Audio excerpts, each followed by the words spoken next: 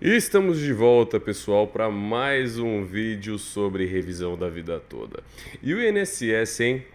O INSS já apresentou os embargos de declaração, que é aquele recurso que eles têm para tentar reclamar de alguma obscuridade, alguma coisa estranha aí, controversa no acórdão que foi prolatado pelo STF, vão reclamar de alguma coisa que ficou, que o STF foi omisso e deixou de apreciar. Então, vamos lá, vou passar aqui, vamos conversar um pouquinho nesse vídeo sobre essa oposição de embargos de declaração feita pelo INSS, tá bom? Vamos lá, se você não me conhece, eu sou o Guilherme Marinho, sou advogado especialista em direito previdenciário e me acompanha aí, vamos junto aqui, vamos bater um papo sobre esses embargos. O INSS apresentou dia 5 de maio e aí chegou, o STF recebeu, né, foi juntado ao processo no dia 8, ontem, né, dia 8 de maio, também conhecido como ontem, já que hoje é dia 9. Então vamos lá, vou abrir aqui o pedido do INSS, vamos ver se eles têm razão, vamos procurar aqui entender o que o INSS está alegando dessa vez para enrolar mais ainda na, na revisão da vida toda. Vamos lá, o INSS apresentou os embargos, tal. Primeiro de tudo, eles estão pedindo, olha só, a necessidade de atribuição de efeito suspensivo ao recurso. O que é isso? O INSS está pedindo já de urgência, né? Está pedindo liminarmente a suspensão da eficácia do acórdão do STF. Ou seja, o STF julgou a revisão da vida toda lá em 1º de dezembro de 2022 e aí, a partir disso, os juízes já começaram, alguns juízes começaram a retomar os processos que tratam dessa matéria, já começaram a julgar procedente ou improcedente, enfim. E aí, agora, faz o quê? Faz um tempinho, foi em abril, o acórdão foi publicado, né? Então o STF julgou lá em dezembro, mas essa decisão do STF só foi publicada no Diário Oficial e realmente agora em abril. E aí, quando é publicado esse acórdão, começa a correr o prazo para o INSS poder se manifestar, poder recorrer, poder embargar, né?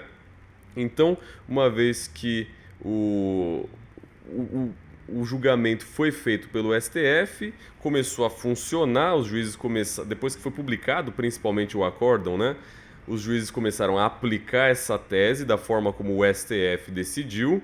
E agora, primeira coisa que o INSS pede nos embargos de declaração é o seguinte: a suspensão do funcionamento disso, a suspensão dessa decisão, a suspensão dos efeitos dessa decisão do STF, tá? Por que o INSS está pedindo isso? Né? Porque falou que tem um risco grave de dano se os processos continuarem tendo o efeito da decisão do STF. Ou seja, se os juízes continuarem julgando favoravelmente, aplicando a revisão da vida toda, pode existir um dano muito grande e de difícil reparação para o INSS. Tá? Então, por isso, o INSS está pedindo a suspensão imediata dos efeitos do acórdão. Vamos lá, outro ponto aqui. Deixa eu passar, vamos pular um pouquinho para frente. O INSS está pedindo que todos os processos que tratam da revisão da vida toda sejam suspensos, tá? Então, sobrestamento. Sobrestamento é a suspensão dos processos. Ele está pedindo de todos os processos até que o STF julgue esses embargos aqui e decida, tá? Vamos passar, o que mais aqui? Olha só, o volume de pessoas que podem pleitear a revisão da vida toda sem a correta delimitação do sentido e do alcance da tese firmada, com a necessária integração do julgamento dos embargos, é enorme. Então, quer dizer, o INSS está falando que a revisão da vida toda está abrangendo muita gente e que é gigantesca a quantidade de pessoas, né? Então, é por isso que ele vai pedir a suspensão também. Então vamos passar aqui. Vamos pular aqui, parte 2. A falta de decisão quanto à nulidade do acórdão recorrido por inobservância do artigo 97 da Constituição. Vamos lá. O INSS está dizendo que o acórdão prolatado pelo STF, né, lá quando julgou a revisão da vida toda, violou o artigo 97 da Constituição Federal, tá? Porque falou que... Cadê? Vamos ver qual motivo. É certo que o voto do relator e de mais 9 trataram da questão. Alguns trataram da questão para afirmar que houve contrariedade e tal. E outros que não houve contrariedade. E um voto não tratou de ponto... Um voto não tratou do ponto e nem afirmou que estaria acompanhando outro voto.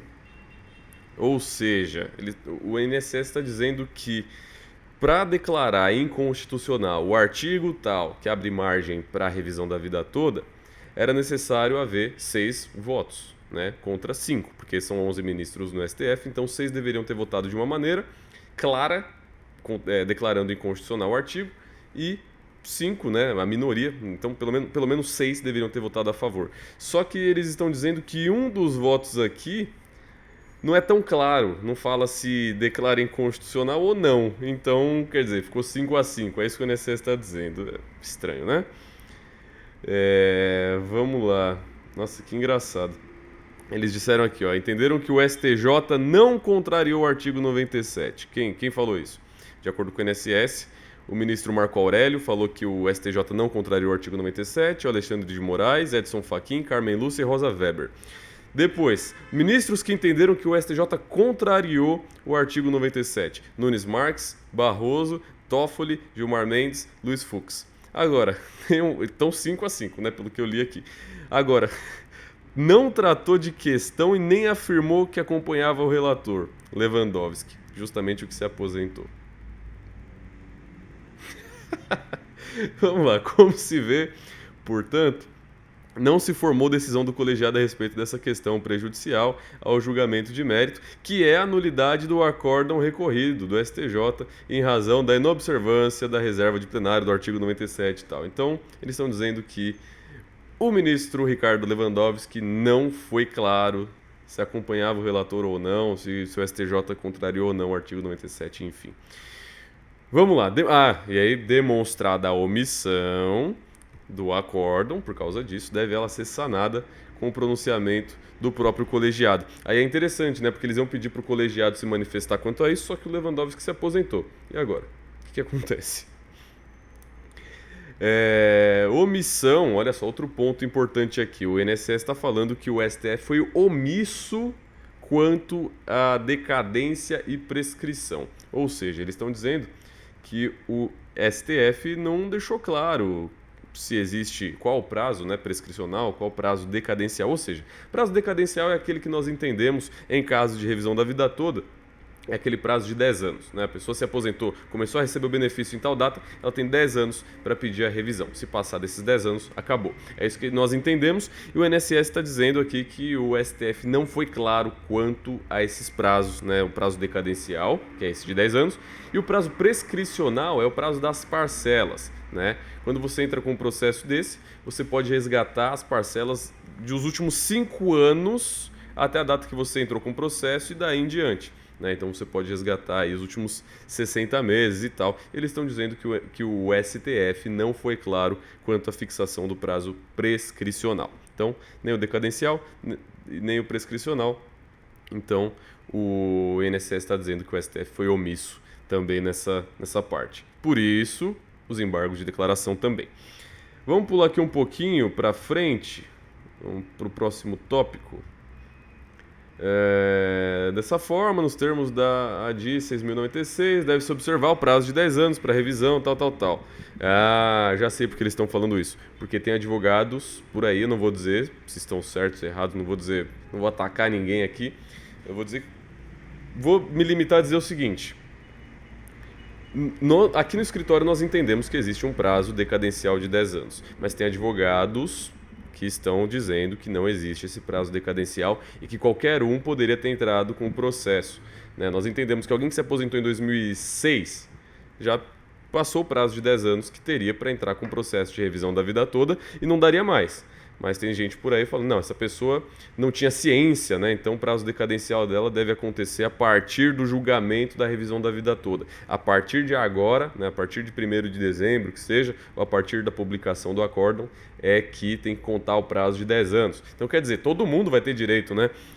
Enfim, não vou entrar nesse mérito. O que eu estou dizendo aqui é que o INSS, nos embargos de declaração, falou que tem que ser aplicado esse prazo de 10 anos, tá? Essa é a defesa do INSS. Então eu estou sendo advogado do diabo, né? Estou advogando para o INSS porque eu também penso isso. Mas beleza, vamos seguir aqui.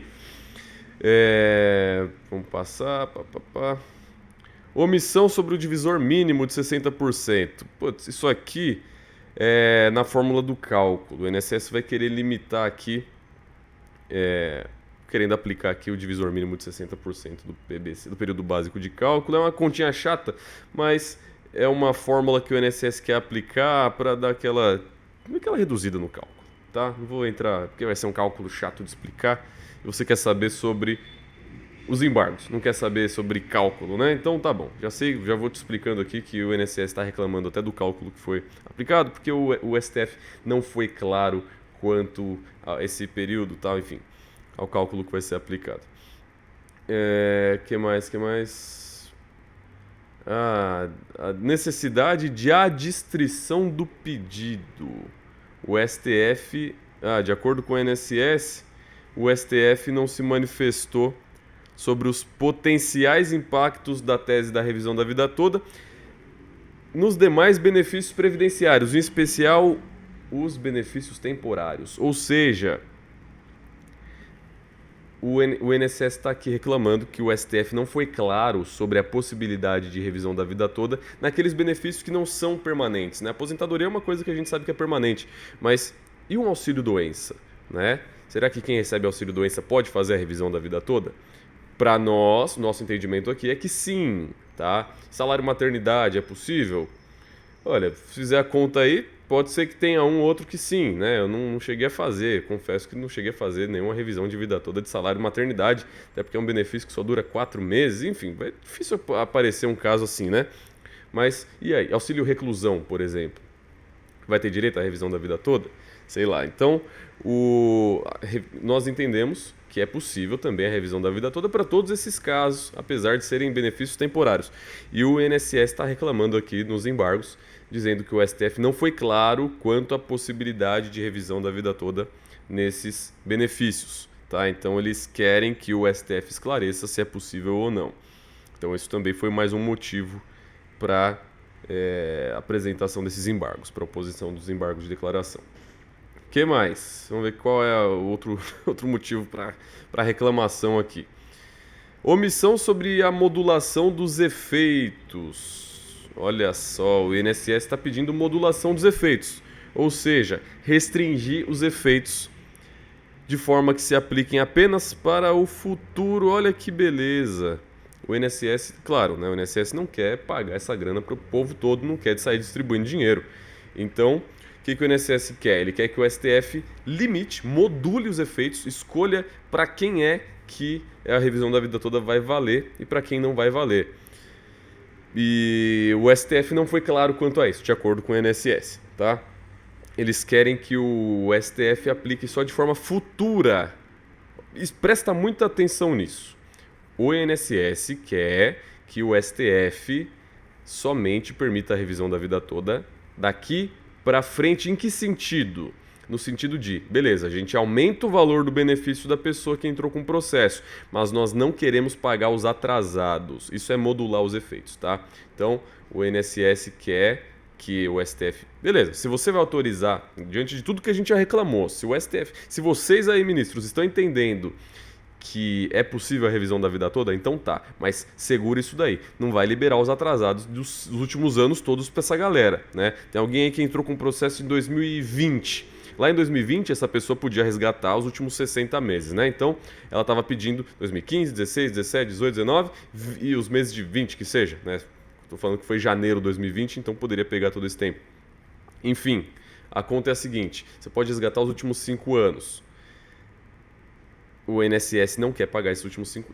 fora o processo, né? E o processo foi julgado agora em 2023, então o cara vai resgatar 2015, 16, 17, 18, 19, 20, 21, 22, 23. Vai resgatar tudo isso daí de atrasados? O INSS não quer pagar isso. O INSS vai falar, tá bom, se você for julgar procedente a revisão da vida toda, então que essa pessoa não receba os atrasados. Tem o acréscimo no benefício só daqui para frente. O salário vai aumentar de 1.000 para 2.000, então não vai liberar R$1.000 de cada mês que passou, tá? É para liberar o acréscimo daqui para frente só. É isso que o INSS está pedindo, tá bom? Essa é a modulação dos efeitos da aplicação da tese firmada que o INSS tanto fala.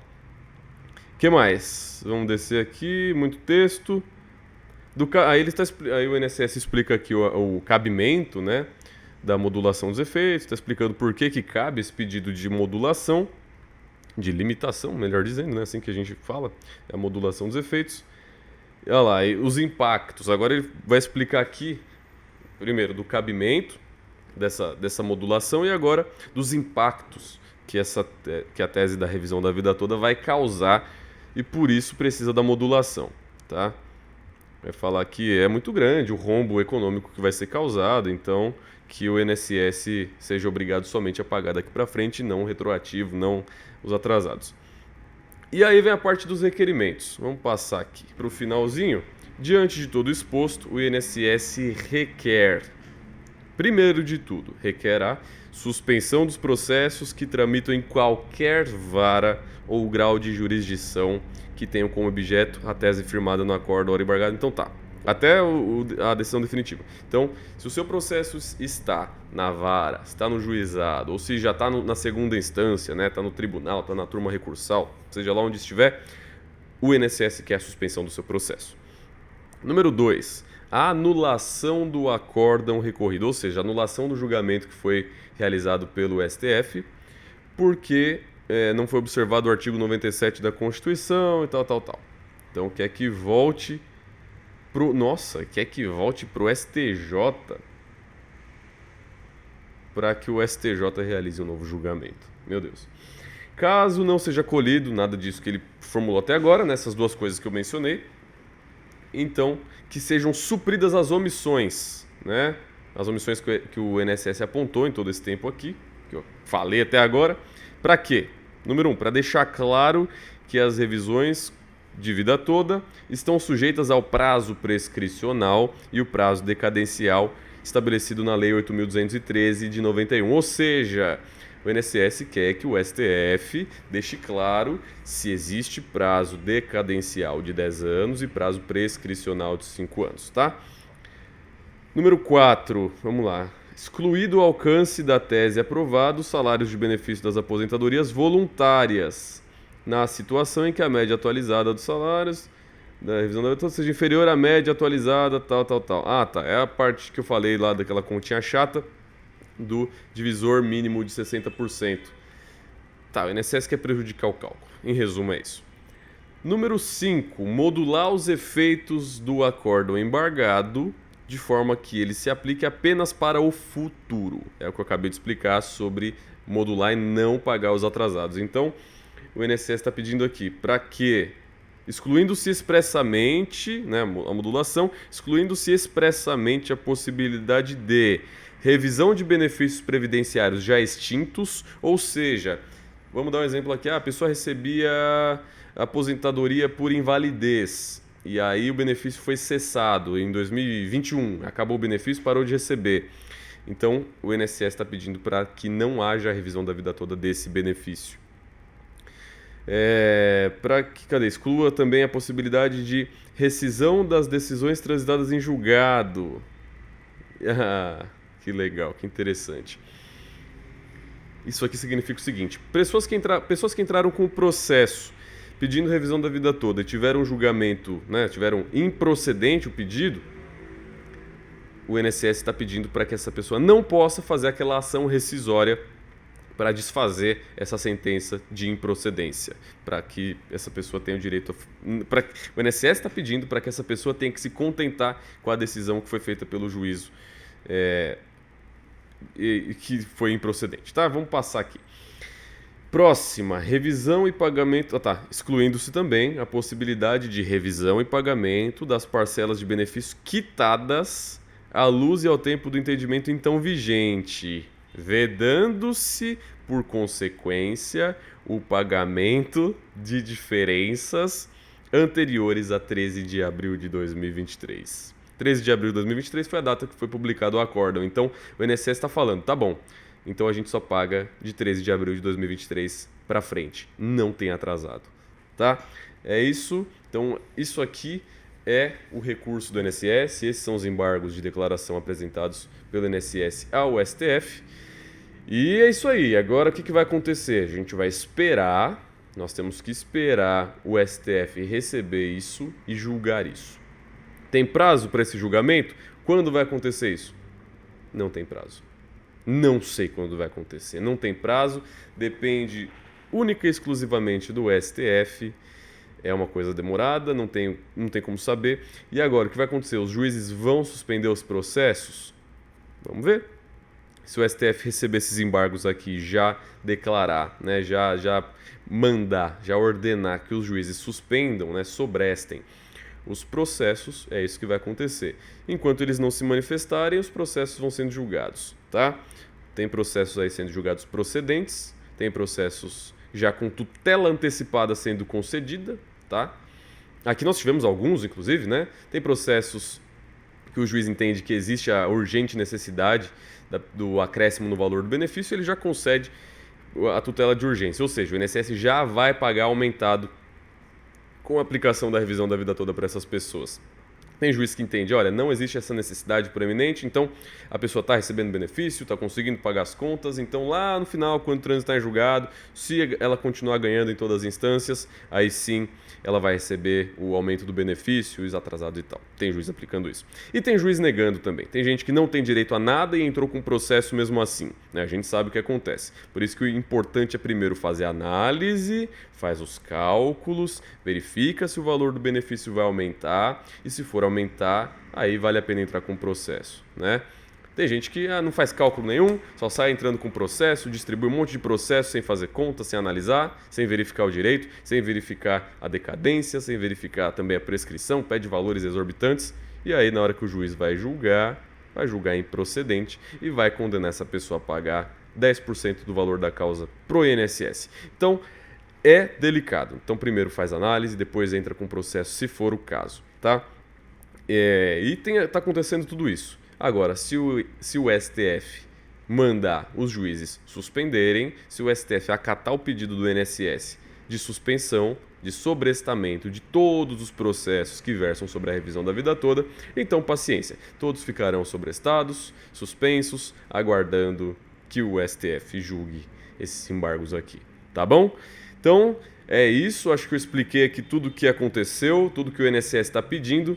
Se você ficou com alguma dúvida, deixa aí nos comentários e até a próxima. Não esquece de se inscrever se você gostou, manda para alguém que precisa saber disso daí e até mais, deixa seu like. Um grande abraço, tchau!